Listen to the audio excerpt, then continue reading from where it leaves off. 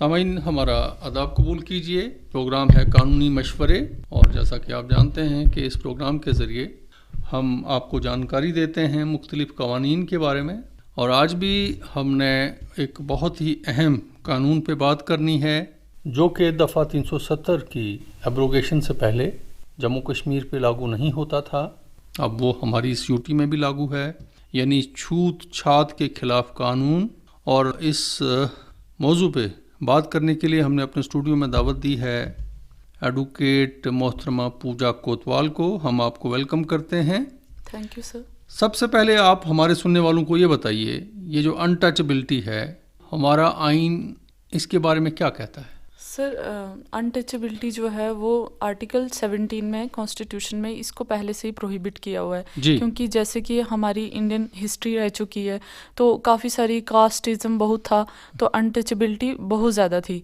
तो 1949 के बाद जब हमारा कॉन्स्टिट्यूशन बना तो उसमें ये आर्टिकल 17 डाला, जिसमें इनने कहा कि article 17 of the constitution totally prohibits untouchability. अच्छा। मतलब और अनटचेबिलिटी के रिलेटेड कई बार काफ़ी सख्त कानून बनाए हुए थे, बट फिर भी कहीं ना कहीं ये चीज़ फिर भी प्रैक्टिस होती थी। तो इस चीज़ के लिए schedule caste and schedule tribe atrocities prevention of atrocities act 1989 जो है फोर्स में आया 1989 में। अच्छा। तो उस एक्ट के दौरान उसका भी मेन ऑब्जेक्ट यही था, उसका मेन मोटिव यही था कि अनटचेबिलिटी को कहीं ना कहीं बिल्कुल ग्रास रूट लेवल तक जो है उसको बिल्कुल हटा दिया जाए, उसको ख़त्म कर दिया जाए। स्ट्रिक्टेस्ट जो भी पनिशमेंट है, स्ट्रिंजेंट पनिशमेंट है, वो प्रोवाइड की हैं इस एक्ट में। तो इस कानून के तहत सज़ाएं क्या हैं? इस कानून के तहत यही जो मेन ऑफेंसेस दिए हैं वो सेक्शन 3 में दिए हुए हैं। बड़े सारे ऑफेंसेस हैं, लाइक जो पहले प्रैक्टिसेस में होता था, किसी को ज़बरदस्ती मतलब कास्ट के नाम से उसको बुलाना या फिर उसको उसके मुंह में कुछ ऑब्नॉक्शियस मटेरियल डाल देना ज़बरदस्ती। मतलब परेड करवाते थे कई लोग वहाँ पे, और साथ में उनको उनके सर गंजा कर देना, उनको मतलब उनकी मूछें कटवा देना। मतलब ये एक काइंड की पनिशमेंट्स होती थी उनकी तरफ से, और वो खुश रहते थे अपनी जगह पे। लेकिन ये चीज़ जो है इस एक्ट ने टोटली प्रोहिबिट की हुई है, क्योंकि इससे जो शेड्यूल कास्ट और शेड्यूल ट्राइब थे उनकी मोरल डिग्रेडेशन और सेल्फ जो होती है रिस्पेक्ट वो बिल्कुल ख़त्म हो गई थी। ऑटोमेटिकली अगर किसी के साथ भी ऐसा हो तो उसका कॉन्फिडेंस लेवल बिल्कुल ज़ीरो हो जाएगा, वो बाहर निकलने के काबिल नहीं रहेगा।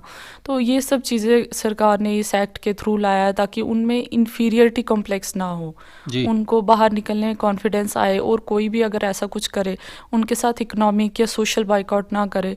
सोशल बाइकआउट यानी उनको किसी प्रीमिसेस में एंटर नहीं होने देना, या फिर इकोनॉमिक बाइकआउट यानी उनको किसी जॉब में उनको लेना ही नहीं, या उनको अपॉर्चुनिटीज़ ही प्रोवाइड नहीं करना कि वो वहाँ पे आए ही ना।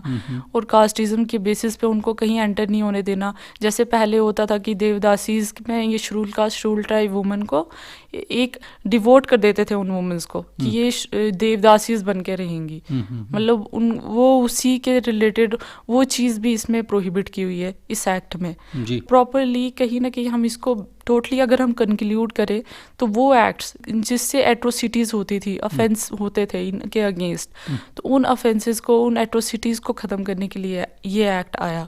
और जिसमें पनिशमेंट जो है वो इवन अगर जहाँ पे कोई पब्लिक सर्वेंट है जो खुद शेड्यूल कास्ट शेड्यूल ट्राइब नहीं है और अगर वो ऐसी हरकतें करता है तो उसके लिए भी पनिशमेंट दी हुई है, मिनिमम 1 ईयर और एक्सटेंडेड अप टू जो भी ऑफेंस होगा उसके साथ जितनी पनिशमेंट होगी वो। अच्छा, अगर किसी के साथ इस तरह की डिस्क्रिमिनेशन होती है, एट्रॉसिटीज़ होती हैं, तो क्या तरीक़ेकार है? उसको वो कोर्ट में जा सकता है जी, या कोई कमीशन बना है उसके पास जा सकता है? एक्शन कौन लेता है इसमें?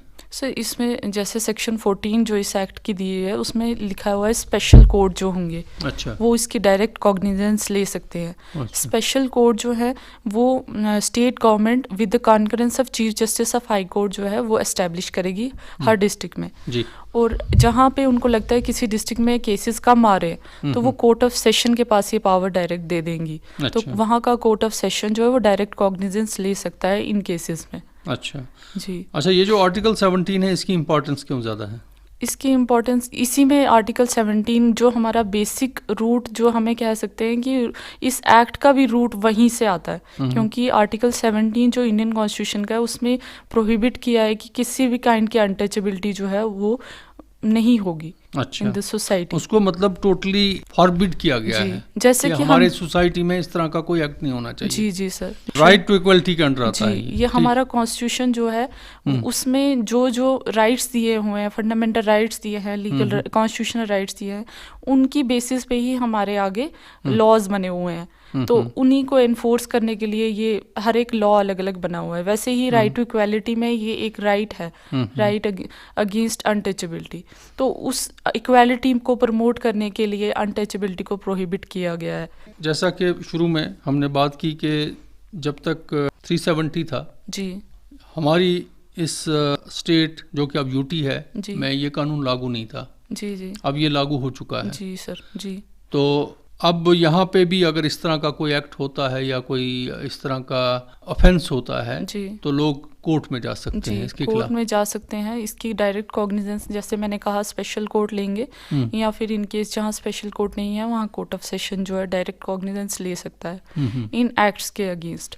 तो इसमें उनको एक ही काम है कि उनके पास पब्लिक सर्वेंट के पास उनको जाना है, पब्लिक सर्वेंट के पास उनको एफआईआर फाइल करनी है, या फिर जैसे कंप्लेंट में अगर वो पुलिस के पास नहीं जा रहे हैं, डायरेक्ट जुडिशियल मजिस्ट्रेट के पास जाके वो कंप्लेंट फाइल कर सकते हैं। अच्छा। फिर उनको फ्री ऑफ कॉस्ट कॉपी दे दी जाएगी जो जो इन्फॉर्मेशन देंगे। इवन इसमें ये भी प्रोविजन है कि जो विटनेसेस होंगे उनका नाम भी डिस्क्लोज नहीं किया जाएगा। अच्छा। ताकि उनको सिक्योरिटी प्रोवाइड की जाए। अच्छा जी। अच्छा, पब्लिक प्लेसेस पे जैसे वर्किंग प्लेसेस पे, ऑफिसेज में या कहीं पे भी अगर कोई डिस्क्रिमिनेशन होती है तो वहाँ पे क्या मतलब प्रोसीजर है, वो कहाँ अप्रोच कर सकता है जिसके साथ डिस्क्रिमिनेशन होती है on the basis of caste? इसमें मैंने यही कहा कि डायरेक्ट कॉग्निजेंस स्पेशल कोर्ट में होगी इसकी। तो वो बेसिकली वो एफआईआर रजिस्टर करवा सकता है पुलिस के थ्रू, या फिर कंप्लेंट फाइल कर सकता है। दो ही तरीके हैं उसके पास। इन केसेस में ये है कि कॉग्निजेंस, जैसे दूसरे केसेस में cognizance judicial magistrate first class लेते हैं, इसमें direct cognizance court of session या फिर स्पेशल कोर्ट लेगा। अच्छा, एक SC/ST कमीशन भी है हमारे देश में, जी, वहाँ पे भी जा सकता है जो कंप्लेनेंट है, वहाँ डायरेक्ट कंप्लेंट कर सकता है? सर वो एक अलग प्रोसीजर है, बट इस एक्ट के अंडर जो है वो स्पेशल कोर्ट के पास ही जाएंगे और वहीं पे इनका रिड्रेसल होगा। अच्छा। कमीशन जो है कहीं ना कहीं मोरल ग्राउंड्स पे उनको सपोर्ट कर सकती है, उनका पॉइंट ऑफ इशू जो है उसको आगे फॉरवर्ड करने में उनको हेल्प कर सकती है।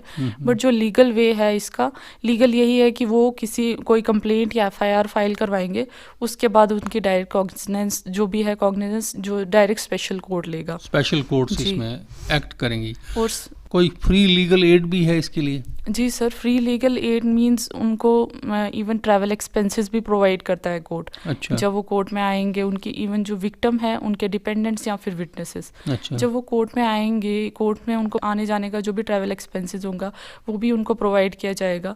वो कोर्ट ही ऑर्डर करेगी, स्पेशल अच्छा। कोर्ट ही ऑर्डर करेगी।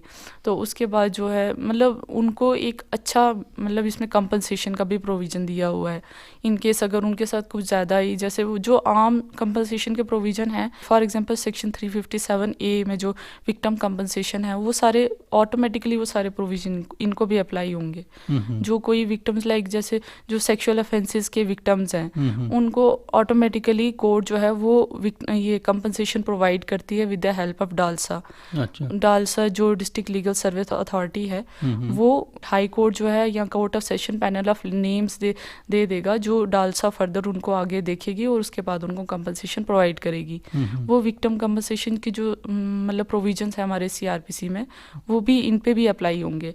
बट इस एक्ट के अंडर इनको स्पेशल प्रोविजन यही दिए हुए हैं कि इवन उनका ट्रैवल एक्सपेंसेस सब कुछ जो है वो भी इनको कोर्ट प्रोवाइड कर देगी। किसी तरह की भी डिस्क्रिमिनेशन अगर होगी तो वो कोर्ट को अप्रोच कर सकते हैं? जी, वो कोर्ट को अप्रोच कर सकते हैं और उनका रिड्रेसल बहुत अच्छे से होगा, क्योंकि court of session direct cognizance लेंगे। तो ये इसमें सामने दिख रहा है कि काफ़ी स्ट्रिक्ट प्रोविजन है इसमें। अच्छा। जी।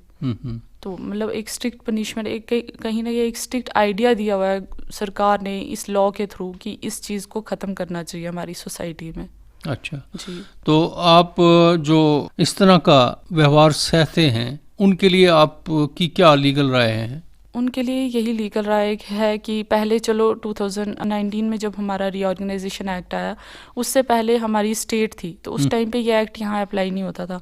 बट अब तो ये अप्लाई होता है, तो अब उन्हें ये इस चीज़ को समझना चाहिए। अगर उनके साथ ऐसा कुछ व्यवहार होता है तो इन ऑफेंसेस के अगेंस्ट उनको आवाज़ उठानी चाहिए और वो डायरेक्ट पुलिस को इस चीज़ में अप्रोच कर सकते हैं। इन केस अगर पुलिस भी उनकी बात नहीं मान रही, वो एफआईआर नहीं फाइल कर रही है, तो उस पुलिस ऑफिसर के अगेंस्ट भी एक्शन हो सकता है 166A CRPC में। अच्छा। और एट द सेम टाइम वो कंप्लेंट भी फाइल कर सकते हैं। अगर उनको लगता है पुलिस काम नहीं कर रही है, तो वो डायरेक्ट कंप्लेंट जुडिशियल मैजिस्ट्रेट के पास जाके कंप्लेंट फाइल कर ऑप्शंस इनके पास हैं, या तो पुलिस के पास जाएं या फिर डायरेक्ट कोर्ट में जा सकते हैं। डायरेक्ट कोर्ट में कंप्लेंट फाइल कर सकते हैं। अच्छा। जी, सेक्शन 200 CRPC के अंडर। और अगर पुलिस एक्ट नहीं करती है उनकी कंप्लेंट पे, उनके खिलाफ भी कंप्लेंट उनके खिलाफ भी कार्रवाई सर। ये रिसेंटली प्रोविजन आया 166A में, जो भी इंसान एफआईआर फाइल करने जाता है, अगर पुलिस उसकी एफआईआर लॉन्च नहीं करती है, तो फिर उसको 166A के अंडर पेनल्टी भुगतनी पड़ेगी। इसी एक्ट में, अनटचेबिलिटी एक्ट में? ये सर मैं दोनों को कंबाइन करके कह रही हूँ, ये जनरल प्रोविजन है। अच्छा, जनरल प्रोविजन। मैं इसलिए कह रही हूँ कि कुछ लोग ऐसा ना समझे कि अगर उनकी कंप्लेंट फाइल नहीं करेंगे तो उनके पास क्या एक ऑप्शन रहेगा। इसलिए मैं उनको ये चीज़ बता रही हूँ कि इन केस ऐसा कुछ होता है तो उनके पास ये एक ऑप्शन भी अवेलेबल है। अच्छा, कंप्लेंट का। जी, तो ये मतलब हर किसी के पास ऑप्शन है? जी सर, ये हर एक के पास ऑप्शन है।